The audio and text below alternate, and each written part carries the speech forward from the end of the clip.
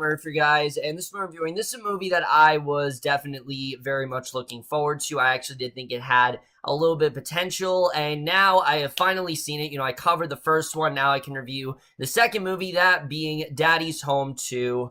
And what Daddy's Home 2 is essentially about is we now focus on Brad and Dusty, and they are now co-dads. They're at a point where they're actually at peace with each other. They seem to be getting along pretty well, and they plan to spend Christmas with both of the families, in an attempt to make things easier for the kids. But things get overcomplicated when they realize that both of their fathers are also joining them for Christmas, and things even more complicated when Dusty's dad, Kurt, comes to basically try to split the pair up, and that really is all there is to say. So, Daddy's Home 2, I was honestly looking forward to this film. Like I said, I did actually think it looked really fun. The first movie you guys haven't seen, I thought the movie was just fine. I didn't think it was all that funny. I thought it had some good laughs here and there. It had some good performances, but as a whole, it just didn't really do much of anything for me. It was just kind of a whatever film. So, I never really was looking forward to the sequel until I saw the trailers. The trailers actually thought looked a lot of fun. They were making me laugh frequently, and I was like, okay, maybe this could actually be a really good sequel. And guys, ever since then, this film has been getting horrendously panned. It had a 0% for 2 days. Now it's at a 16, and to be honest with you guys, there are certain movies that come out where I really just don't get it with critics, where I actually really enjoyed it, and Daddy's Home 2 is that movie. I honestly really enjoyed it. I'm not gonna lie. I don't really get the critics in this one. I had a really fun time with Daddy's Home 2. It's the rare sequel that finds a way to surpass the original, and we're getting into why all of that is, starting off with the cast. And let me just say, for me, that is the thing that really does help this film. It's not that the cast in the first one was bad. It's just, this movie, they feel a lot more passionate. It feels like these characters, these actors want to be here a lot more. And especially when it comes to Will Ferrell and Mark Wahlberg. These two still have fantastic chemistry. They work even better, I think, since the first movie. You could tell that, they've gone into these roles a little bit more. They're not that much more developed than they were in the first movie, but they're still a lot of fun to watch here. Brad, sort of childish-like attitude, combined with Dusty's more, mature, rough attitude, is always very fun to watch. And I like that these two are friends. They have some really nice moments together. I thought they honestly worked really well, and I definitely really do like what we got with them throughout the film. And like I said, they definitely remain one of the strongest elements of both of these films for me. However, they are not the thing that makes this movie. What easily makes this movie is the inclusion of both John Lithgow and Mel Gibson, which, let's first talk about John Lithgow, who is fantastic in this movie. Now, I will admit, when he first was introduced, I was a little bit worried about some of the mannerisms of this character, but they really do tone it down towards the end, and he is everything you expect Will Ferrell's father to be. He's loud, he's very loving, but he is very much hurting as well. You can tell he definitely is going through something that he's just not really telling Brad about, and I thought he honestly did a really great job. He had a lot of really funny scenes, really got me laughing a lot throughout this film, and I definitely like what we got out of him in this film. Easily, though, the scene stealer of this movie for me is Mel Gibson as Kurt. He is fantastic here. Now, I haven't seen Mel Gibson in a movie in quite some time, but this was definitely a good comeback film for him. Kurt is, very much what you expect Mel Gibson as a dad to be.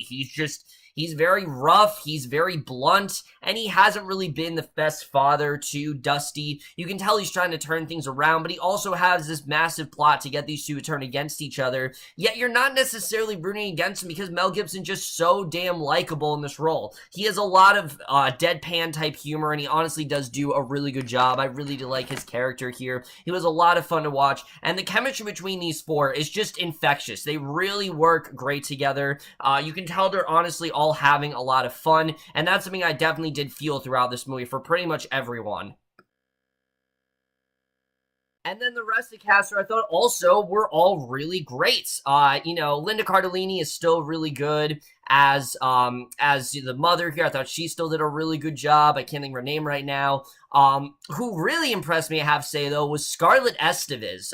She is the daughter of both Brad and Sarah, and I actually really did like her character. The first movie, she didn't really have a ton to do, but now she's a little more grown up, and they really take advantage of that. It's clear they're trying to make her into this star, and I'm definitely all for it. She was a lot of fun to watch here, and I definitely really did love what they do with her, particularly a scene involving eggnog. She just honestly had me rolling on the floor laughing throughout the film. She was great to watch.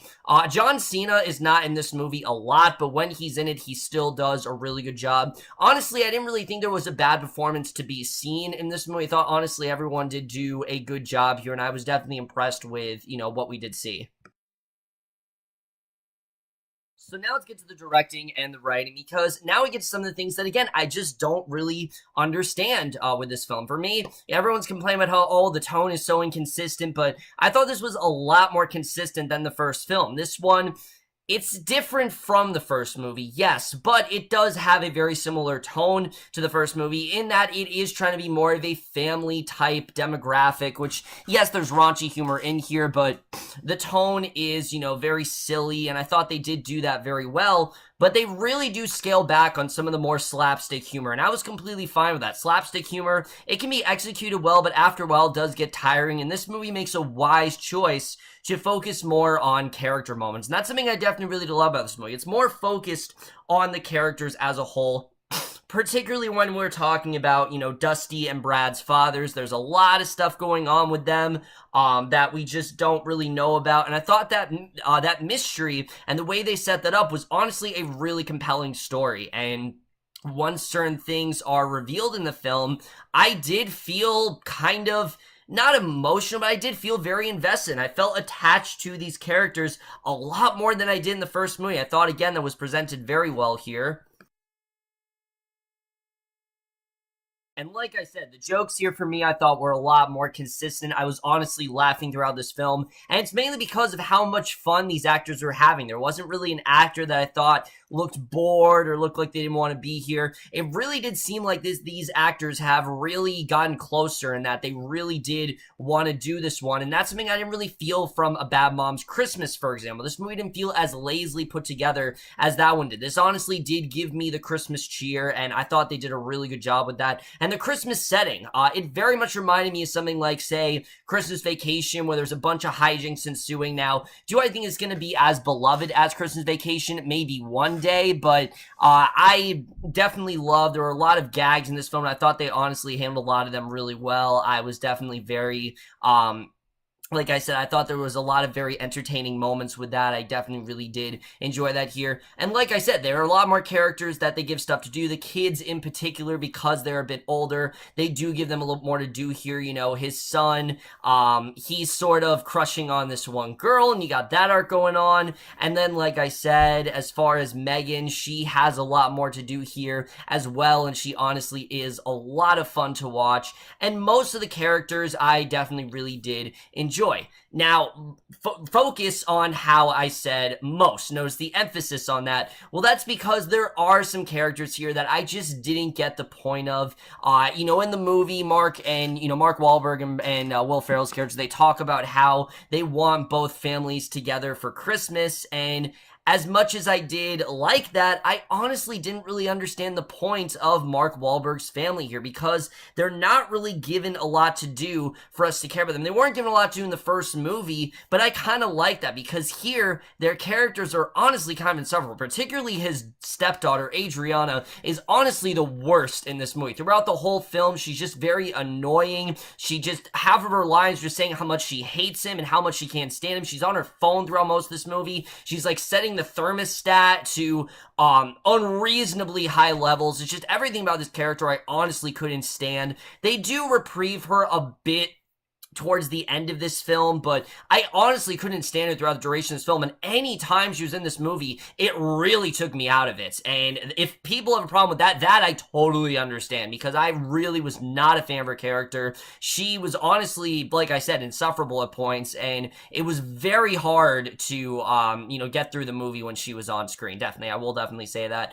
Also, Mark Wahlberg's wife in the film I also found to be very unnecessary. She really doesn't have that much to do. And the film starts this interesting subplot with her, but it doesn't really go much of anywhere. And it just didn't really make sense why they even tried to flesh her out all that much, because she wasn't really much of a character. Then they give her this one random scene, and then they just don't really do anything with it. And again, it just didn't really work for me. And Linda Cardellini as well, still not really given a lot to do. She has probably just as much as she did in the first movie, but I still thought she did a good job. I thought she still had some really entertaining moments here and there, and the way the film ends is easily one of my favorite climaxes of the entire year. I was not expecting to go in that direction. It was honestly really cool where they did take the film, and to me, it feel like they really did go all out with this one. The first one, it was very much just in the house, but this one, they really do go all over the place, and I definitely did enjoy that. The cinematography here, I thought, honestly looked fine. I don't really have